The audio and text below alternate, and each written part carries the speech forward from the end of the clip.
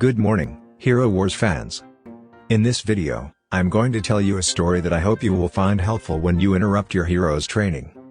Hero Wars currently features approximately 55 heroes, all of whom fall into at least one or more categories called role. In Hero Wars, there are 7 types of roles: warrior, marksman, tank, mage, support, control, and healer. The way to play Hero Wars is to choose 5 heroes to battle from among the 55 heroes classified into these 7 roles.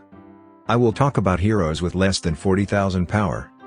Players just starting out in Hero Wars may be judging which heroes to train based on looks alone or gathering information on the internet. After a few months of playing Hero Wars, the following suspicions begin to form in everyone's mind. I don't think this hero is very strong, even though the information sites recommend this hero. With about 40,000 hero power, it should be difficult to know which heroes are best to use on the main team.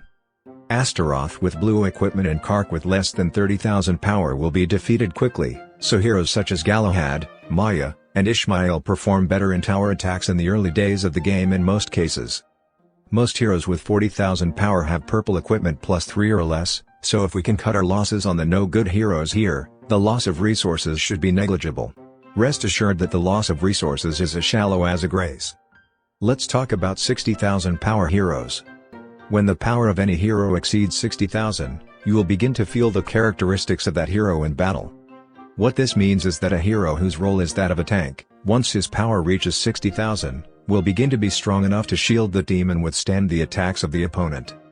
Heroes have various developmental elements such as levels, skills, artifacts, and skins, but by the time they reach 60,000 power, they will be reasonably strong, no matter which level up element they enhance.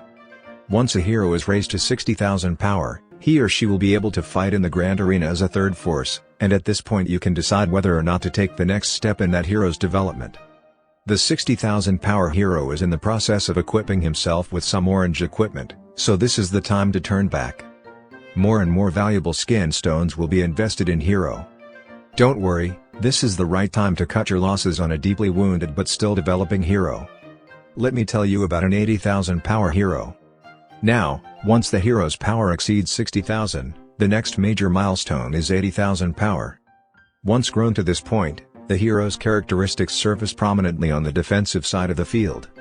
Specifically, the opponent's attack power is also greatly increased, which means that the defensive weakness on our side begins to suffer. To win a battle, you need to defeat the enemy before he defeats you, but even if you form a team with only heroes who have reached 80,000 power, you may not win as many battles as you think. In other words, at this point, your doubts about the hero you are developing gradually turn into certainties.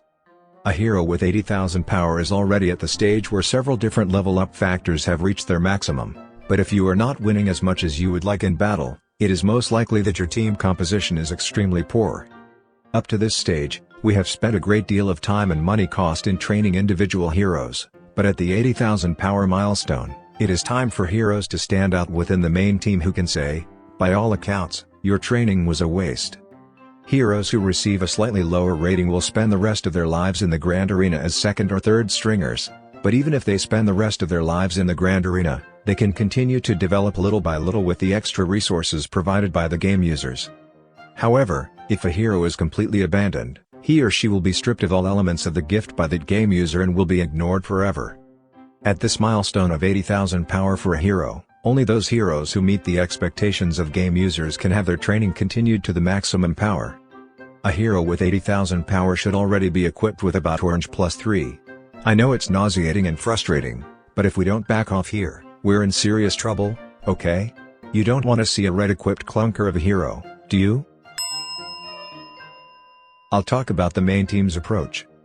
Players with no or small amounts of money, a few dozen dollars per month, will not be able to achieve high arena rankings or compete in Guild War unless they put in the effort to develop their main team.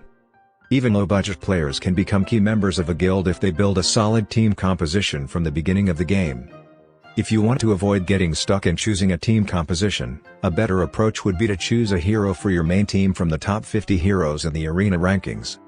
The heroes used by the top players in the arena rankings are likely to be the most useful heroes and can easily transform a physical attack team into a magical attack team by simply replacing one hero on the team. From the description so far, The versatile heroes I recommend training are Andvari, Aurora, Sebastian, Isaac, Nebula, Martha, and Helios. These 7 heroes have the ability to serve as a counter to their opponents and would be the first to be named if asked to choose 10. Who are the other 3 heroes? Only 7 heroes were just named, remember? The remaining 3 main heroes should be chosen according to the game user's preference. It is inappropriate to say which hero is the best, since every hero has its own strengths and weaknesses, but keep in mind that the 7 heroes just mentioned are heroes in which the resources invested in them are never wasted. Thank you for watching the video until the last part. I'll see you in my next video.